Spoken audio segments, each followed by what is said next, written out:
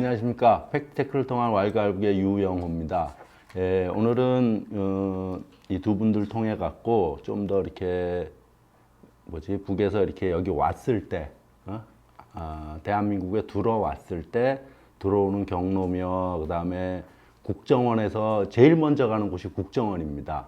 어떤 경로를 통해서 들어왔든지 이렇게 쉽게 말하면 간첩이 아닌 이상 딱 국정원부터 가는데 그 국정원에서의 생활, 그거에 대해서 보통 이만갑이나 이런 그 탈북자들 방송도 그런 얘기는 특별히 안 하더라고요. 그래서 좀 그런 것들 국정원에서 어떻게 조사받고 이런 것들 좀 새로운 것들이 있는지 우리가 미처 몰랐던 것들 그런 것들에 대해서 간단히 얘기해 보도록 하겠습니다. 다들 뭐 국정원은 당연히 다 가보셨죠? 예.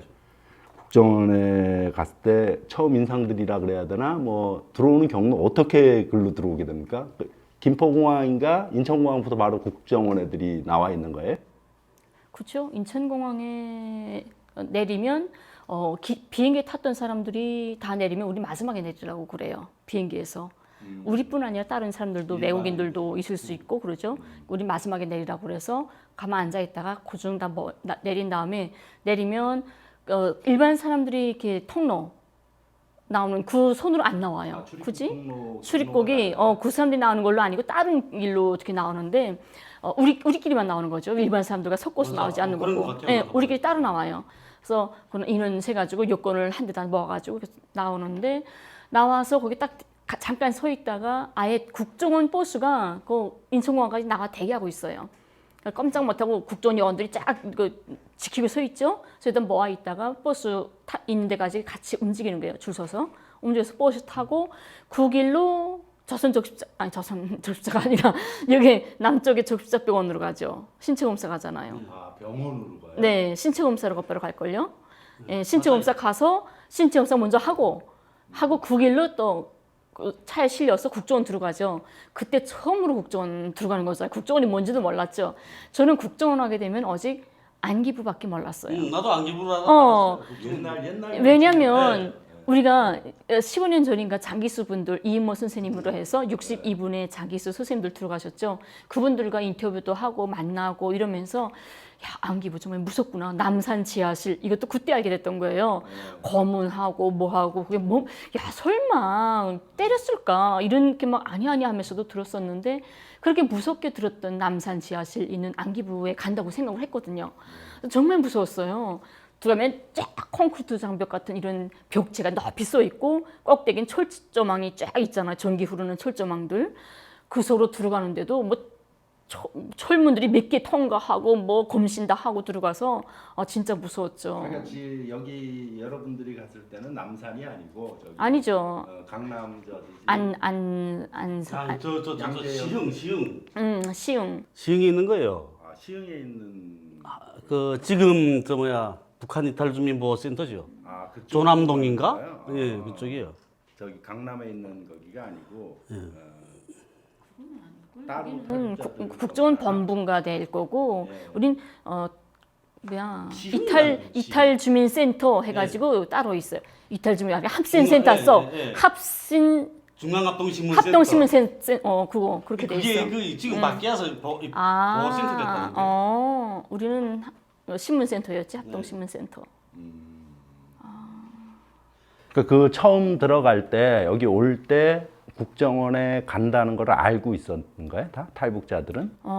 저는 이미 전부터 탈북자들 올 때 탈북자들은 한 명씩 오질 않아요. 원래 중국에서부터 태국을 거쳐서 얻은 어디를 거쳐서 얻은지 간에 이미 한국에 가 있는 친구들 통해서 연락을 받고 온다거나 뭐 정보를 어느 정도 알고 오는 거거든요. 그래서 남쪽에 오게 되면 3개월 국정원, 3개월 하나원을 거쳐야만이 밖에 나갈 수 있다는 것을 이미 알고 있어요. 저는 그걸 모르고 거기 들어갔다가 하룻밤 탈북자들하고 같이 식량에서 자면서 그때 알게 됐던 거예요. 난 2달만 멀리 갔다 온다고 알고서 속아서 끌려왔는데 이거 아니구나 내가 속았구나 해서 도망치려고 했지만 그때는 이미 다 철문도 갇혀 있고 갇힌 상태라서 그래서 이미 정보를 어지간한 정보를 가지고 오기 때문에 우리 이 버스 타고 가는지는 알았고. 그렇죠. 이 차 타고 우리는 국정원 간다 하는 건 알죠. 가서 어떤 조사 받는다는 것도 다 알아. 그건 몰라요. 전혀 몰라요. 그거는. 얘기해주지 않아요 미리? 안 했어요. 아는 친구들이 혹시 알 수, 가족들 많은 사람들은 알 수도 있겠지. 어떤 조사? 근데 나는 그 안에서 들은 못 봤어요. 나도 무슨 못- 조사를 하는지. 몰랐어. 그리고 국정원이란 말도 못 들어봤고. 무슨 조사했어요? 거기서 조사를 받은 어디? 것들이 있을 거 아니야. 저서는 광철 씨가 제일 힘들게 받았을걸? 네. 간첩으로까지. 지상이에요. 아니, 그 강철 씨 같은 경우는 오자마자 여기서 간첩으로 잡혔기 때문에 좀 다른 케이스인 거고 오히려 연희 씨 같은 경우처럼 일반인들이 들어가면 국정원 들어가면 대기반, 저사반, 정려반 이렇게 되어 있어요. 맞아요. 네. 동이 달라. 예, 덩이 이게 아파트 자체가 달라요. 들어가자마자 대기반에는 한 방에 자기네 왔던 사람들 한 10명 정도가 한 방에서 같이 잘걸요. 그런 한 두 방으로 갈려서 우리가 잤는데 거기서 한 20일 정도? 한 대기반에서 한 20일 정도 있다가 20일 동안 대기만 해? 예, 대기만 하면서 그냥 있는 거죠. 있다가 그다음에 저사반으로 들어가요. 저사반 옮기는데 옮겨서도 저사반에서도 뭐 한 달인가 뭐 2달 이렇게 있는 사람들도 있고 다 각이에요. 근데 대기반에서만은 대체로 일률적으로 한 20일 정도는 다 같을걸요? 왜 저사반 어떤 들어가면서부터 사람들은 뭐 닷새 만에 들어가는 사람도 있고. 좀 달라요. 달라서 대기야 뭐 앞조사가 빠지면 바로바로 들어가. 네네 빠지는 순서대로 들어가니까. 근데 저사반 들어가면서 저는 들어가는 첫날부터 저는 저사반 덕방에 들어가게 됐어요. 근데 저사반에 들어가서도 대기하는 방이 있다고 하더라고요. 저는 거기 못 가봤어요. 저사도 한 달 동안 기다려야 되거든. 원래 독방이 아니라 원래 독방이 심사는 합동 심사는 3개월로 봐요. 국정원 3개월, 하나는 3개월 보는데 대기반 1개월, 저사 1개월, 정려반 1개월 이렇게 봐주거든요. 대체로. 그래서 대기반 1개월 대체하고 저사반 들어간다 해도 처음 저사반 들어가자마자 덕방에 들어가는 사람이 있고 아니면 한 열흘 동안 저사반에서 대기하다가 또 들어가는 사람이 있고 왜냐면 저사반 들어가는 게 빠르면 한 일주일 만에 나오는 사람도 있고 한 달 아니면 6개월까지 가는 사람들도 있고 다르기 때문에 저사반에 들어가서도 대기하는 방이 또 따로 있어요. 근데 저는 거기 못 가봤어요. 저사반 다른 동으로 넘어가면서 그날부터 덕방에 들어갔거든요. 저사 직접 들어가면 무조건 덕방에 들어가죠. 매 사람당 한 명씩. 그건 문 열고 왔다 갔다도 못하고 밖에서 딱 문 열어줘야 되고 뭐 아무것도 못하는데 못 열어요. 문 못 열죠. 감옥이네, 감옥. 완전 감옥이에요.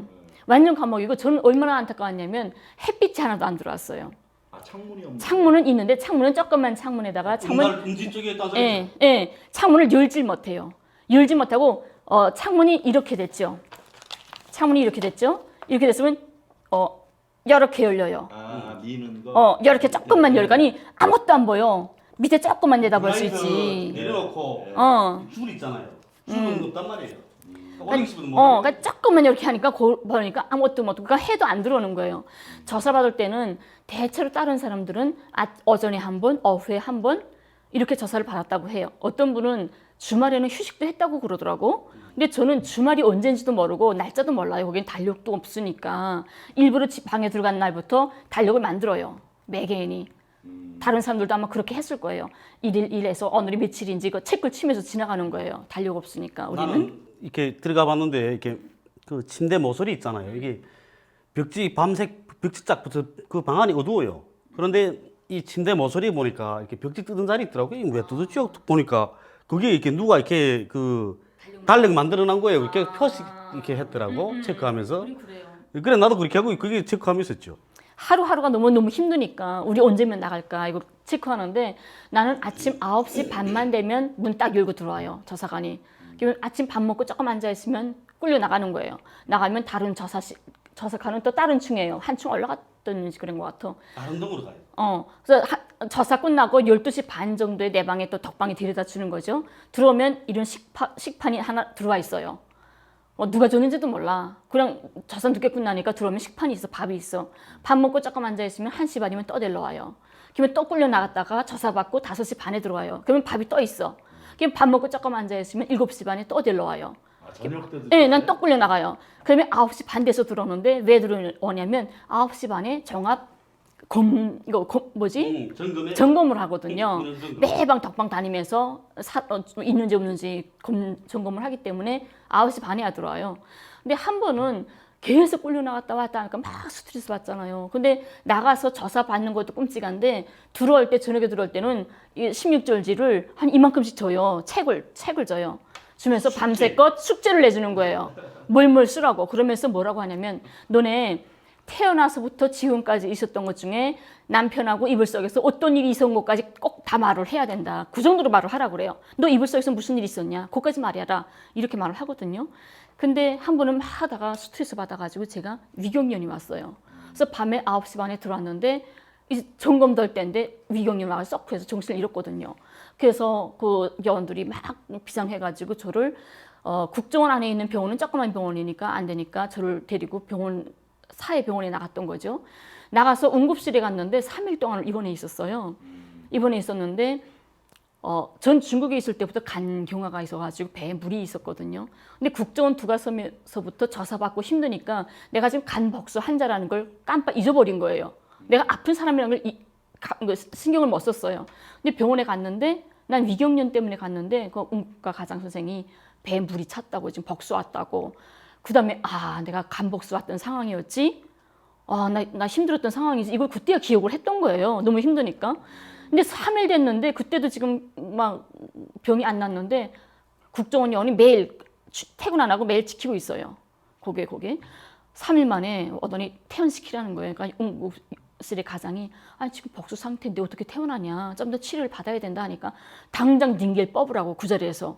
그러니까 응급실 의사가 꼼짝을 못해요. 국정원에서 당장 닝겔 뽑으라 하니까 꼼짝 못하고 그 자리에서 뽑더라고요. 뽑고 수속이 뭐 없어요. 뽑고 그날에서 일어서라 해가지고 일어서서 나와서 국정원 차에 태워가지고 왔는데 오자마자 그 길로 또 국정원 조사실을 끌어갔죠. 갔는데 나 담당했던 사람이 딱 마주 앉더니 뭐라는지 아세요? 야, 너희 남자 새끼였으면 너 나한테 죽었어. 거짓말했다고. 아프지 않은데 깨병 부렸다고. 와, 나 진짜 이게 정말 사람일까? 인간일까? 정말 깜짝 놀랐거든. 강철 씨는 어땠어요? 그 인천공항인지도 몰라요 저는. 어쨌든 저 태국에 라오스 건너올 때부터 들었거든요. 누가 정말 브로커가 나를 국정원에다 간첩이라고 신고했다는 걸. 이렇게 지금 내 무서운 상태로 들어왔잖아요 지금. 왜? 그 순간에 왜 그 생각이 났는지 모르겠는데 화려한 휴가라는 드라마 있거든요. 그 드라마 거기서 고문하는 장면이 탁 떠오르는 거예요 내가 그 순간에. 그건 먹었죠 제가. 그래 어쨌든 이 한국 들어오면 뭐 날 보증할 사람들은 많으니까 그 밝혀지리라 생각했어요 저는. 그러니까 들어왔단 말이에요. 들어왔는데 어쨌든 공항에 내렸어요. 내렸는데 우리 때는 국정원 직원들 안 왔더라고요. 예, 그래서 그 공항에 그냥 있은 거예요. 나 또 고지시가니까 애들 또 한 30명 정도 왔거든요. 이 새끼들 그저 뭐 화장실 가고 무슨 뭐 막 구경하려고 가겠다 막 나가는 거예요. 그래, 야 가지 말라고 기다리라 했는데 또 착실하게 가서 또 기다렸죠. 그냥 그 직원들 온 거예요. 그렇게 와서 그다음엔 그 버스를 타고 이제 그 건강검진 받으러 갔죠. 근데 가는데 이렇게 강의실 그러니까 이 의사들 쫙 있는데 강의실 같은데 강당 같은 데인데 그런 데 쭉 앉혀놓고 한 사람 나간단 말이에요. 근데 그 국정원 직원 하나 이렇게 뚱뚱하고 체격 좋더라고. 뚱뚱한 했는데 이게 다 곤충 탔어. 그런 직원 오더니 내 앞에 오더니 이렇게 펴딱 쪄준단 말이에요. 그 국정원 직원들 나와서 이름 부르면 도착하면 그거 줘요. 이게 다 썼잖아. 이게 홍강철 썼는데 내 앞에 타고 와서 하는 말이 그래요.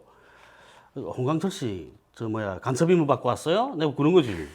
그래 내가 가슴 덜컥한 거예요 지금. 그래서 또 내가 지금 무서워서 쫄아서 쫄면서 왔는데. 근데 그 순간에 그렇게 되더라고요. 믿을 데 없으니까 사람 그렇게 되는 것 같아요. 그렇죠. 아닌데요? 또 그래. 그 다음에 그치 탁 왔다 갔다 하면서 그래요. 자기 김정일 위원장 암살하려 북한 4번 갔다 왔대요. 우리 때 들어온 애들은 그 말하면 다 알아요. 누구라는 거. 애들이 앉아서 우찌 키득키득 그러면 지금 선수가 말한단 말이에요. 별로 날래 보이지도 않는데. 좀 그래도 그 정도면 정말 974 애들처럼 쫙 빠지고 좀 쓰는 것처럼 딱 보여야 되잖아요. 근데 그 사람은 저를 척 보면 동네 아저씨야. 인상이. 둔해 보인다. 예. 그런데 그랬다는 거지. 그죠? 동네 뚱뚱한 아저씨인데. 웃었죠, 우리. 그리고 그다음에 국정원 들어가서 뭐 이렇게 사분금이라고 하잖아요. 근데 그 알몸 검사거든요. 얼마 완전 근데 지금은 안 한다 그러는 것 같아요. 지금은 그렇게 안 하고. 다른 옷 입히지도 않고. 아니에요. 여자들 생리에도 나 그때 막 생리하고 그랬는데 상관이 없어요. 그래서 근데 여자들이 하거든. 여자는 여자가 하고 남자는 남자가 하는데 아예 팬티를 싹 다 벗어야 돼. 그 여원 앞에서 아예 알몸을 보고 서 있어야 돼요. 서고 뒤로 돌아 하고 이런 거 해야 돼. 칸은 다르거든요. 이렇게 그 인권 침해인데. 여자 칸, 남자 칸. 지금은 그 내 사건도 있었잖아요. 예? 그다음에 내전에 유성 그 사건이 있었고, 그것 때문에 많이 바뀐 거예요. 이게 칸은 이렇게 갈라져 있어요. 이쪽은 여자, 이쪽은 남자 이런데 거기 방 안에 들어가면 소지품 검사안에 들어가게 되면 요만한 방이 하나 또 있거든요. 거기 들어가면 다 부수라 그래요. 그럼 다 벗잖아요. 근데 그 있잖아요. 막대기 가지고 이 중태에 이렇게 들어봐요. 이렇게 하고. 그 완전히 뭐 이 새끼들 막 이렇게 부르더라 나 진짜 그때는. 그렇게 가거든요. 그렇게 하고 나오게 되면 우리 가지고 갔던 옷 있잖아요. 그건 몽땅 벗어서 가지고 그다음에 다 그 받치기 하거든요. 장인이 보관해 준대요. 그런데 우리 때만은 안 그랬단 말이에요. 우리 때만은 호실에 들어가 벗어서 이렇게 뭐 받칠 사람 이렇게 그랬거든요. 그래서 좀 버렸어요. 근데 지금 간첩 임무 받았다는 그런 이게 간첩이라는 그런 그 신고 받은 상태에 내 들어왔잖아요. 그러니까 그때부터 나도 자각했거든요. 이게 내가 이 건덕지사 필리는 하면 안 된다는 거. 근데 사람이 그렇게 안 되더라고. 그것도 옷까지 다 벗어 버렸단 말이야 내가. 난 버리겠다고. 그게 버렸어요. 그렇게 하고 있는데 그다음에 그 나는 한 보름 있다 들어갔거든요. 그 대기반이라는데. 근데 제일 그 참기 힘든 게 뭐냐면 이게 담배 있잖아요.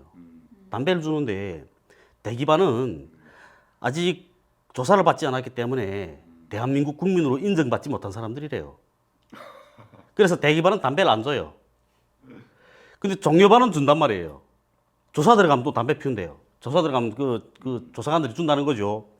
그러니까 우리는 담배 피우는 거 이렇게 창문에 매달려 구경만 해 이렇게 하고. 그리고 애들이 흉내 피운단 말이야. 이러고 그래요. 그게 진짜 힘들더라고. 완전 교도소네, 교도소. 예, 그러니까 다 같이 담배 못 피잖아요. 다 같이 담배 못 피면 그러면 생각 없어. 나도 교도소 그 구치소 가봤잖아요, 나도. 구치소 가니까 그 담배 생각이 아예 안 나더라고 거기서는. 다 같이 못 피면 여기서 못 피운다. 이렇게 돼버리면 피우고 싶지 않단 말이에요. 피는 사람도 없고. 예, 보지도 않으니까. 근데 이거는 복도에 이렇게 칸막이 하나 딱 놓고 이쪽은 종료반이고 이쪽은 대기반이야. 근데 이쪽은 담배 피우고 이쪽은 못 피운단 말이에요. 그러니까 할 수 없죠. 사람이. 걔들 보고 야 담배 좀 들여와.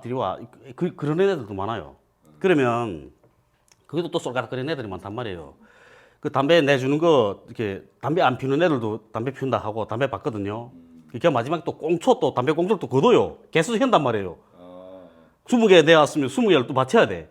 그러니까 애들이 조사받으러 가든지 뭐 어떻게 운동 나가잖아요. 운동 나가면 담배 꽁초 길바닥에 탁 보이게 되면 딱 잡아서 주머니 연단 말이에요. 피울 게 없어도. 꽁초를 받쳐야 돼서 개수를 맞춰야 되니까. 그렇게 하거든요. 그런데 이게 애들이 이렇게 어떤 애들 숨겨가지고 들어온단 말이에요. 들어와서 그다음에 또 대기반하고 종료반 말도 못하게 하거든요. 말도 못하게 해요. 그러니까 이게 카메라로 다 이렇게 감시한단 말이에요. 그러니까 애들이 그 꽁초 가지고 담배를 가지고 들어와서는 이렇게 물들 나오는 건 딱 한 군데니까 물들 나오는 것처럼 하면 딱 재뿌려요 이렇게. 그러면 그거 받아가지고 또 그다음에 또 북한 또 남자들 또 그런 또 못된 짓은 잘하거든요. 이렇게 아스 시켜요. 아스가 뭐예요? 전기 코드 있잖아요. 전기 코드. 전기 코드 그게 이렇게 코드 두 개잖아요. 한쪽 결에다 이렇게 이런 원주필 심 같은 예. 젓가락 말고 이거 젓가락은 전기 통하니까 이게 원주필 심 같은 거 이렇게 대고 되면 여기 전기 이룰 거 아니에요. 담배 끝에다 물 적셔 가지고 침 발라 가지고 이렇게 탁 된단 말이에요. 이렇게 하면 합선되잖아요. 요게 합선돼 가지고 쫙 이렇게 하면 여기 불이 붙어 담배 불이. 애들이 그렇게 하더라고. 담배를 얻어서 불을 라이터가 없으니까. 라이터 대신. 예. 야, 사실은 그게 담배를 주는 게 더 낫거든요, 그게. 예? 그 담배 한 대가 뭐라고. 이게 화재 사고 날 수 있잖아요. 그런데도 애들 그렇게 하고 쫙 계속 그다음 아스시켜서 불 딱 붙여서 그렇게 피야. 이거 한기구멍 열어놓고 그게 또 색깔게 묻어도 나도 한 모금 하고 그다음에 그거 자꾸 그거 다 모여들어서 한 모금씩 빠느라 그런단 말이에요. 예? 밥 먹으러 가면 또 어찌는지 알아요? 그 줄 서 간단 말이에요. 밥 먹으러 갈 때.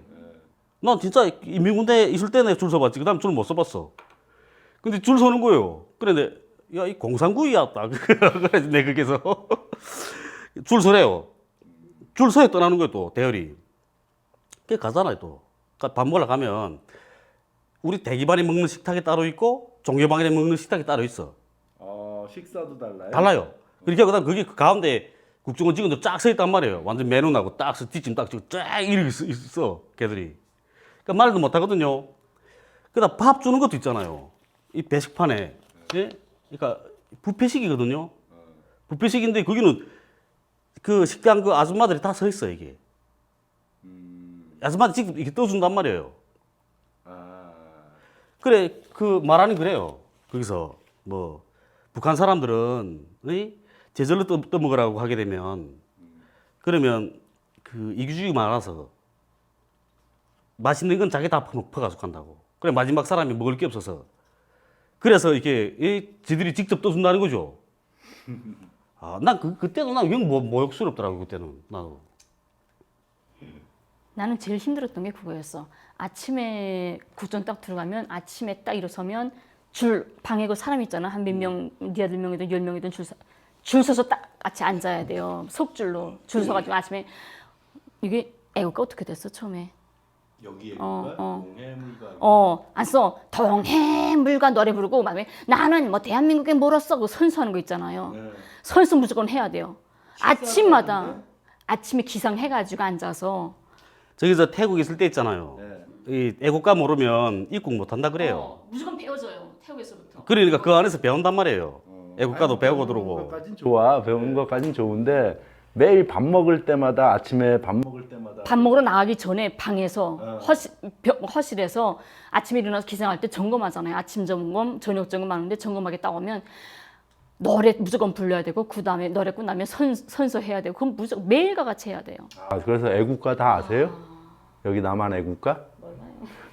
나도 다 까먹었어요. 그러잖아요. 이렇게 줄 세우고 그다음에 뭐 지나면 점검하잖아요. 인원 점검. 인원 점검할 때 요 출입문 앞에 있잖아요. 두 줄로 쫙 맞아 쭉 이렇게 줄 맞춰 앉아. 그러니까 그 한 방에 그래서 4명, 5명 이렇거든요. 그러면 이렇게 그러니까 그 점검하는 국정원 직원은 그래서 뒷짐 탁 주고 책 가지고 와 읽어. 홍강철 씨 딱 이렇게 그렇게 하긴 하는데 여기 두 줄로 쫙 앉아 있는단 말이에요. 맞춰서 줄 딱 맞춰서 이렇게 하고 딱 얌전하게 이렇게 딱 앉아 예 이렇게 하는 거예요. 이해해야 돼 손. 그래? 그러다가 나도 잠깐만 이렇게 그렇게 한단 말이에요.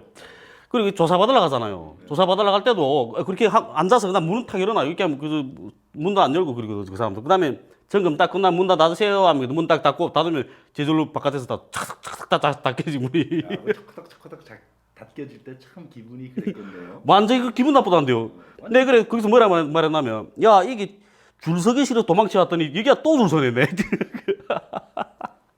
좀 그랬어요. 그 있을 때. 야, 완전 뭐 교도소네 교도소. 네, 감옥이라는 내가 그 우리 현장 검증 갔댔거든요. 1심 재판부가 현장 검증 갔댔어요. 가서 그 재판장이 내보고 그러더라고. 마지막 국정원으로 현장 검증. 예, 그 최초예요, 최초거든요. 마지막으로 한마디 하라고 재판장님 그리는 거예요. 그래서 내가 거기서 말했죠. 여기는 서울구치소보다 더한 데라고. 서울구치소는 그래도 들어가 보니까 신문도 볼 수 있고 책도 볼 수 있고 그리고 바깥하고 돈만 있으면 바깥하고 전화도 할 수 있다고. 그리고 거기는 사람이 얼마나 많이 다니냐고. 비록 독감방에 앉아있지만 앞으로 지나다니는 사람만 봐도 너무나 행복한 거예요. 나는 6개월 동안에 국정원 독방에 같이 있었잖아요. 미친놈처럼 놀았단데요. 네. 그 길 가다가도 있잖아요. 그 시도 때도 없이 그 국정원 직원들 보고 생활 잘하겠습니다 하고 그다음에 뭐 90도로 그 허리 굽혀서 인사하고 저녁이면 그 노래 있잖아요. 마지막 순간엔 애국가 말고 여기 노래 내 편이 있다는 건 내게 마음의 위안이고 하는 노래 몰라요 저는. 몰라요? 그 노래 있어요. 한국 노래예요 그거. 그래 그 노래 부른단 말은 목청 높여서 그러면 전화 와요. 강철씨 좀 조용히 부를 수 없어요? 딱. 알았습니다. 딱 그리고 또 부르지. 근데 그때 그 마담비라는 영화에 나온 그분 있잖아요. 그분이 그때 당시 거기 있었더라고. 국정원에. 네. 그분도 그 간첩으로 몰려서 그 고생했잖아요. 그분도. 근데 그분은 감옥까지는 안 갔는데 그분이 그 후에 나와서 만났는데 이게 그분 내가 내 장 변호사님하고 이렇게 말을 하고 있는데 근데 그분이 내 목소리 듣더니 그러더라고. 그 국정원에 있을 때 그 밤마다 목청껏 노래 부르던 그 사람 아니냐고. 그 미친놈처럼 지나가다가도 이렇게 미친놈처럼 생활 잘하겠습니다 하던 게 아니라고. 그래 맞다 그랬죠 내가. 목소리로 알아본 예, 네, 목소리로. 그러니까 내 밤마다 떠들었으니까 거기서. 나는 교도소는요. 진짜 교도소는 햇빛이라도 조금 들어와요. 잠깐씩이라도. 귀 두 마리 조금씩이라도 빛이 들어오거든. 근데 이 국정원은 햇빛이 하루 종일 하나도 안 들어와요. 근데 저사받으러 갈 때마다 나 어떻게 하고 했냐면 저사관 따라서 이렇게 따라가잖아. 난 그 사람 앞에서 걷고 난 뒤에 따라가야 돼. 그러면 벽도로 가면 창문으로 싹 지날 때가 있어. 계단 지날 때. 그러면 창문 옆에 햇빛이 벽대에 쫙 들어와. 그러면 이 사람 앞에 가는데 먹가고 나는 햇빛에다 선 넣고 선을 녹이는 거야. 겨울이니까. 그런 감정은 내가 알아요. 야, 이 여순간에 따뜻한 거 햇빛. 와, 말로 표현 못해요. 막이지 그 햇빛 하나하나 손가락 하나하나가 햇빛 들어오는 게 너무 좋은 거야. 그 사동이 어떻게 돼 있냐면 이게 사동이 이렇게 그게 D자로 이렇게 돼 있거든요. 사동이. 그러니까 이쪽 길이 그 조사동, 그러니까 이게 조사동이고 여기는 조사하는 받는 사람들이 묵는 동이에요. 이쪽은 종료반, 대기반이 있는 동이고. 근데 이 동이 이쪽 길에서 이 도로 쪽이란 말이에요. 이쪽만 햇빛이 들어오는 거예요. 근데 이 복도 가운데로 놓고 양옆에 호실들이 있단 말이에요. 그러니까 이쪽 호실, 그러니까 도로 반대편 쪽에 있는 호실들은 빛이 안 들어요, 해가. 그러니까 누님 이쪽 편에 있었다는 소리예요. 그러니까 그런 거예요. 강철 시방을 해 좀 들어왔어요, 햇빛 좀? 나도 해 안 들어오는 거죠. 그러니까 한 보름 정도간 해 들어오는 방이 있었어요, 내가. 부부 생활실인지 한데 있었거든요, 제가. 그 2차 조사 받을 때, 간첩으로 몰래 그럴 때. 그러다 그 다음엔 옮겨간 거 3층이었는데 그때 겨울이었단 말이에요. 거기는 이 안쪽이었어요. 안쪽에 제일 구석방이 돼서 해 하나도 안 들어와요. 거기는 얼마 추운지 몰라요. 그 방은. 그래요. 아, 참 비인간적인 대우라 그래야 되나? 완전 탈북형 환영해 준다고 하면서 완전 교도소 같은 그렇게 비인간적인 취급을 당한 거네요. 그렇죠. 예. 이 탈북자들이 대한민국 들어와서 제일 먼저 보는 사람이 국정원 직원들이거든요. 그 사람들이 머릿속에는 국정원 직원들이 그 사람들 놓고 대한민국 전체를 본단 말이에요. 탈북자들은. 제일 먼저 본 네. 사람이니까. 근데 그 사람들한테서 다 위압적인 그런 것만 봤잖아요. 그리고 교육도 어떻게 봤냐면 심지어 그 국정원 직원들이 김일성 가짜설 말하고 있어요. 예? 야, 너네 김일성 가짜인 줄 알지? 그러면서. 예? 야, 김일성 옛날에 일제 때 김일성이라는 이름 가진 수염 허연 할아버지가 있었는데 그 할아버지 이름을 그랬다고 도용했다고 그러거든요. 그러면 탈북자들은 앉아서 그래 또 오 진짜인가 이런단 말이에요. 아, 그래요? 예. 내 같은 놈들은 다르잖아요. 좀 그래 대가리 든 게 있으니까. 그럼 야이 머저리 같은 새끼들 저 말 듣고 있나 임마. 근데 그 대기반에서 그냥 그랬어요. 아마 근데 그런 것도 다 이렇게 종합이 된 것 같아요. 근데 국정원은 들어와서 속도가 저사만 하는 게 아니라 저사반, 정려반까지 갈 때까지 철저하게 세뇌를 시켜요. 대기반에 있을 땐 별로 안 하는 것 같아. 근데 저사 끝나서 정려반 때 기본 집중적으로 하는데 저사 끝났으니까 매일 강연을 듣는다거나 영화를 본다거나 이렇게 하거든요. 그 교육 프로그램에 의해서. 정유반도 한 달 있어봤다. 그래, 그때 그 영화도 보고 막 하거든. 종료반 때는 조사반 때는 어쨌든 북에 있을 때 어떻게 살았냐를 조사받고 종료됐을 때는 쉽게 말하면 교육을 시키는 거예요. 교육시키죠. 국민을 했기 때문에 네. 영화도 보여주는 거죠. 근데 그 영화가 남쪽에 나오는 진짜 영화가 아니라 전부 자기네가 만든 거예요. 따로 만든 교육용으로 만든 건데 100% 그게 나오는 거는 뭐 뚱떼지고 또 북은 어떻고 하더니 멍땅 북에 대해서 우리가 이때까지 생각했던 걸 100% 너네 멍땅 싹 다 씻어야 돼. 이때까지 너희가 알고 있던 건 멍땅 거짓말이야. 내가 왜 100을 먹는 줄 알아? 김부자 때문에 100을 못 죽은 거야 해가지고 그런 계획을 수없이 하거든요. 근데 국정원 요원들 자체가 그 국정원은 솔직히 이 탈북자들이 생각하고 있는 걸 북에서 가져갔던 생각을 국정원에서 멍땅 다 바꾸고 나가게 하는 게 그 사람들 임무인 것 같아요. 그것도 그 사람들이 북에 대해서 너무나도 몰라. 국정원에 있을 때 하루씩 사회 경험해가지고 나와요. 그때는 국정원에 있을 때는 전문 단체복만 입잖아요. 국정원에서 내준 옷. 단복을 예. 근데 밖에 나와야 되니까 일부러 밖에 나올 때는 이제 자유복을 입을 수가 있잖아요. 너무 좋잖아요. 그때는 어쩌다 진짜 자기 옷을 입어보는 거예요. 그래서 그 옷을 입고 나오는데 우리 그때 63빌딩을 갔었어요. 63빌딩 올라가서 꼭대기까지 올라갔는데 국정원 요원이 저보고 그래요. 야, 저 밑을 봐라. 얼마나 건물이 많고 아파트가 멋있는 건물이 많냐. 그러면서 그거 당신 거냐고. 당신은 뭔 상관이냐고. 저 밑에 차를 봐라. 너네 저런 차가 없지. 얼마나 차가 많나 봐라. 그러는 거야. 그러더니 두 번째로 나오면서 지하철을 가게 됐어요. 지하철 타는데 그 국정원 요원이 나보고 유니스는 지하철 탈 줄 아냐고 물어봐요. 그래서 당신 평양 지하철 타봤냐 물어봤어요. 못 가봤죠. 그래요. 그래서 못 가봤어 말을 하지 말아라. 너무 웃기는 거예요. 나는 남쪽이 북보다 지하철이 늦게 건설됐다는 건 몰랐어요. 그럼 몰라고 여기 와서야 알았는데 북은 72년도인가 그때 생겼잖아요. 제가 69년생인데 걸음마 떼면서부터 저는 지하철 타고 다녔잖아요. 근데 어떻게 지하철 탈 줄 아냐 물어봐서 야 국정원이 진짜 깡통이야. 이거 너무 공부 없다. 이 생각했었어요. 예. 그리고 그 안에 있으면 있잖아요. 국정원에서 제 종려반도 한 달 있어봤거든요. 그러다 다시 들어가서 그렇게 됐는데 그때까지 보게 되면 국정원에서 그러니까 또 좌파는 종북이다 이런 걸 배워준단 말이에요. 그런 걸 세뇌시켜요. 좌파는 종북이라는 걸 끊임없이 세뇌시킨단 말이에요. 그게 보면 진보의 그늘이라는 책이 있어요. 만화책이. 네. 그 책 보게 되면 이 좌파는 종북이네. 그거 느끼게 돼 있어요. 그 책 보면. 네? 그럼 저는 못 봤어요. 한번 봐봐야겠네요. 여기도 있을 거예요. 근데 제가 국정원에서 보던 그 책하고는 내용이 조금 다르더라고. 다르기는. 근데 어쨌든 국정원 안에 있는 그 진보의 그늘이라는 책은 그런 내용이거든요. 근데 그 책 내 현장 검증 갔을 때 있잖아. 우리 현장 검증 갔을 때 보니까 그 책이 없더라고요. 치웠더라. 서가에서. 그래서 그 재판장이 물어봤거든요. 재판장님이 변호사님 그랬죠. 진보의 그늘을 물어보니까 없었대요. 아예 그건 없었다는 거죠. 처음부터 없었다. 예, 그런 책은 여기 없었다고. 우리는 그런 교양을 하지 않는다. 이러는 거죠. 근데 그 탈북자 애들, 내가 같이 갔던 애들 그 법정 나서 법정 증언했거든요. 그 애들이 그러는 거지. 있었는데 거기. 거기 열 몇 건인가 있는데 내가 봤는데, 내 눈으로 봤는데. 나도 그 책 봤는데. 그 책 내용이 뭐예요? 그러니까 거기에 무슨 왕대산 사건도 있고, 뭐 김현희도 있고, 뭐 어찌고 다 말하는 거야, 거기서. 거기 있는 탈북자들이 그랬다는 거야? 그러니까 내하고 같이 있던 애들이 같이 있었잖아. 들은 애 며칠 애들하고 그 애들이 제 2심 재판 때 증인으로 나왔댔어요. 그 애들이. 거기서 이 사람들도 다 그 진보의 그늘 예, 봤다. 그리고 내하고 태국부터 같이 온 애들이거든요. 그러니까 내가 태국부터 있을 때 나를 어떻게 알게 됐냐. 예? 그 중에 우리 앞집에 살던 애 오누이가 탈북에 오다가 걔네하고 같이 오던 그 전에 나 모르는 애인데 잘 모르는 애였는데 그 애가 날 보자마자 그랬대요. 저 사람 전문 못된 짓만 하던 사람이라고.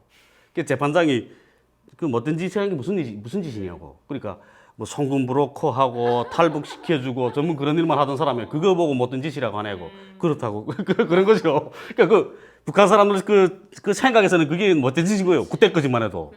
예? 그때 시행이 안 됐으니까 어쨌든 북한법 어기는 거 보고 못된 짓이라 하잖아요. 네? 그런 거죠, 그 애들이. 근데 국정원 사람들 그렇게 또 거짓말 치더라고. 아니라고. 그런 책은 애초부터 없었다고. 이게 좀 너무 길어지는 것 같아요. 이게 지금 뭐 사실 오히려 이런 얘기가 할 얘기가 더 많은 거야. 지금 바로 최근에 겪었던 이야기고 이래갖고 예. 그렇게 무슨 그 탈북자처럼 그 탈북자라고 가정해서 이렇게 그러는 애들도 있잖아요. 뭐 조진애 같이 예, 그런 애들도 있기 때문에 또 뭐 이 조사의 필요성을 저는 필요 없다고 말하는 건 아니에요. 조사는 확실히 해야죠. 해야 되는데 이렇게 무슨 아프리카 난민들 예, 이런 사람들 봐요. 그런 사람 우리나라 오잖아 이민들. 그러면 그 사람들에 대한 조사는 이렇게 비인간적으로 하지 않는단 말이에요. 그렇죠. 인권 침해가 심한 예. 얘기 들어보니까. 예. 그렇죠. 이렇게 하면 안 되는 거예요. 이거는 완전히 감옥이라는데요. 근데 죄인 취급인 거죠. 오수감내 그 1심 재판장님 말할 때 그랬어요. 여기는 시설이 좋은 감옥이라고. 샤워기 있고 침대에서 재워주는 감옥이라고 여기는. 그보다 서울구치소보다 더한 데라고. 근데 그랬어요 그때. 그러니까 그런 걸 고쳐야 되는 거예요. 예. 아이고 정리를 합시다. 너무 길어지는 것 같아갖고요. 또 한마디 또 있어요. 또 있어? 이게 탈북자 여기 와서 경력에 대해서 다 거짓말 치잖아요. 예. 네? 우리가 지금 그런 걸 밝히는 일을. 예, 그렇죠. 근데 이 정보를 조사를 어떻게 한다나 하는 그 정보를 아는 애들이면 얼마든지 거짓말 치는 거예요. 근데 그 안에 있을 때 무슨 애가 지금 자기 대학 졸업했대, 북한에서. 대학 졸업하고 군대 갔다가 제대돼서 그다음 탈북했다는 거죠, 지금에. 그런 애인데 얘가 전문은 내한테 물어봐요. 형님, 저기 있을 때부터. 물어보니까 걔들은 조사 방법 알았던 거예요. 물어보니 내한테 와서 형님, 저 군사규정 좀 알려달라고. 그럼 저는 강군중학군관학교 졸업생이잖아요. 즉 규정 박사였거든요. 군사규정 박사. 모범군인이었고 병사 시절에 진짜요. 모범군인 휘장 다 타고 표창 다 탔거든요. 군사규정 학습할 때도 완전히 군사규정 박사야 돼서 다 그때 암송냈던 거예요. 군인이 일반 임무라는 건 어떻고, 그다음에 군인이 일반 임무 첫째가 뭐고 열째까지 쫙 알려준단 말이에요. 그럼 구색이 또 받았어요. 그러니까 구색이가 암송내거든요. 병사의 의무 첫째부터 쫙 이렇게, 그다음에 뭐 10가지 중대가 알려준 식, 10대 준수사항, 이거는 북한군에서, 인민군에서 근무한 사람이면 누구나 알아야 되는 문제예요. 이런 거 애들이 적어가지고 공부한단 말이에요. 그럼 그 애는, 그리고 북한군 생활에 대해서 물어보고 자꾸 옆에 와서, 그리고 그 태국에 있을 때는 정말 팔라 다니는, 장사 다니는 애들 있잖아요. 태국 애들이. 그 닭다리게 파는 닭다리게 맛있거든요. 그 닭다리게 날 하나씩 사주면서. 그림이 배웠거든요. 나한테 배웠어요. 그러면 내 지금 생각해 보니까 그렇단 말이에요. 그 애들은 어쨌든 그런 경력이 필요한 거예요. 아, 자기 신분을 위장하기 위한. 예, 신분이, 예, 그렇죠. 그러니까 여기 와서도 내 대학 졸업했어 하면, 내 어느 대학 졸업했다 하면, 그러면 확인할 길이 없잖아요. 아, 국정원 애들도 그냥 믿는 수밖에 없고. 예, 믿는 수밖에 없는 거지. 내가 마지막까지 버티면. 네, 인민군이 가서 어디서 복무했습니다. 그냥 믿는 수밖에 없는 거예요, 그걸. 그러면 그 경력이 사회에 나와서도 그대로 그 경력을 쓴단 말이에요, 이제. 여기서 대학원 들어가서 대학 가잖아요. 그러면 그 대학, 북한의 대학 졸업 중 내 4년제 이상 대학 졸업했다 하게 되면 그 대학 그 경력을 그대로 인정해줘요.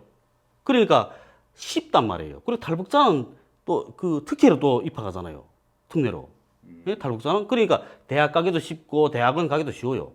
근데 그런 조사 내용, 그러니까 조사 내용도 그렇거니와 그 경력이 어떻게 여기서 필요하다는 걸 모르는 사람들은 고지시가 그대로 다 말한단 말이에요.